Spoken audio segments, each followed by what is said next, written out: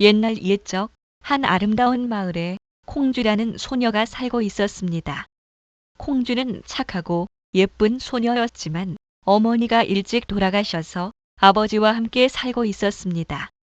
아버지는 다시 결혼하여 새로운 아내와 그녀의 딸 팥쥐를 데리고 왔습니다. 팥쥐는 처음에는 친절하게 보였지만 시간이 지남에 따라 팥쥐와 계모는 콩쥐를 괴롭히기 시작했습니다. 콩쥐의 아버지는 일 때문에 자주 집을 비우곤 했습니다. 그 틈을 타 계모와 팥쥐는 콩쥐에게 모든 집안일을 시키고 힘든 일을 떠맡기며 괴롭혔습니다. 콩쥐는 불평 한마디 없이 묵묵히 일을 했습니다. 그러나 콩쥐의 착한 마음은 마을 사람들의 사랑을 받았고 콩쥐를 돕고자 하는 이들이 많았습니다. 어느 날 마을에서는 큰 잔치가 열렸습니다. 마을의 부자 영감이 주최하는 잔치였고 모든 사람들이 초대되었습니다. 계모와 팥쥐는 잔치에 가기 위해 새 옷을 마련하고는 콩쥐에게도 잔치에 가지 말고 집안일을 끝내라고 명령했습니다. 옛날 옛적 한 아름다운 마을에 콩쥐라는 소녀가 살고 있었습니다. 콩쥐는 착하고 예쁜 소녀였지만 어머니가 일찍 돌아가셔서 아버지와 함께 살고 있었습니다. 아버지는 다시 결혼하여 새로운 아내와 그녀의 딸 팥쥐를 데리고 왔습니다. 팥쥐는 처음에는 친절하게 보였지만 시간이 지남에 따라 팥쥐와 계모는 콩쥐를 괴롭히기 시작했습니다. 콩쥐의 아버지는 일 때문에 자주 집을 비우곤 했습니다. 그 틈을 타 계모와 팥쥐는 콩쥐에게 모든 집안일을 시키고 힘든 일을 떠맡기며 괴롭혔습니다. 콩쥐는 불평 한마디 없이 묵묵히 일을 했습니다. 그러나 콩쥐의 착한 마음은 마을 사람들의 사랑을 받았고 콩쥐를 돕고자 하는 이들이 많았습니다. 어느 날 마을에서는 큰 잔치가 열렸습니다. 마을의 부자 영감이 주최하는 잔치였고 모든 사람들이 초대되었습니다.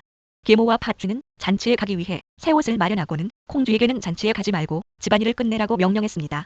콩쥐는 잔치에 가고 싶었지만 계모의 명령에 따라 집안일을 해야 했습니다. 콩쥐가 눈물을 흘리며 마당에서 일을 하고 있을 때 갑자기 한 할머니가 나타났습니다. 할머니는 콩쥐에게 왜 울고 있는지 물었고 콩쥐는 자신의 이야기를 할머니에게 들려주었습니다. 할머니는 콩쥐를 불쌍히 여겨 마법으로 콩쥐를 도와주기로 했습니다. 할머니는 콩쥐에게 아름다운 옷과 신발을 주었고 콩쥐는 할머니의 도움으로 잔치에 갈 수 있게 되었습니다.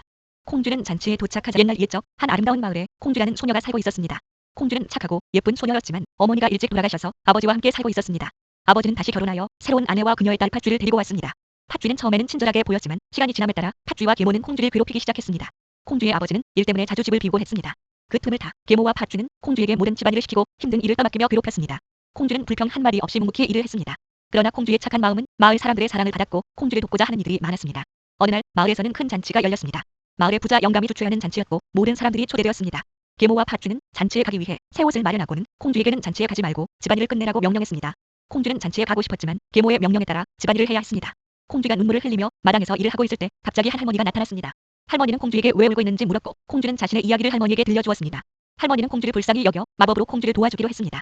할머니는 콩쥐에게 아름다운 옷과 신발을 주었고 콩쥐는 할머니의 도움으로 잔치에 갈 수 있게 되었습니다. 콩쥐는 잔치에 도착하자마자 모든 사람들의 주목을 받았습니다. 그녀는 아름다운 옷과 신발을 신고 있었고 그녀의 미모는 모든 이들을 사로잡았습니다. 특히 잔치를 주최한 부잣집 아들인 박씨는 콩쥐에게 첫눈에 반했습니다. 콩쥐와 박씨는 함께 춤을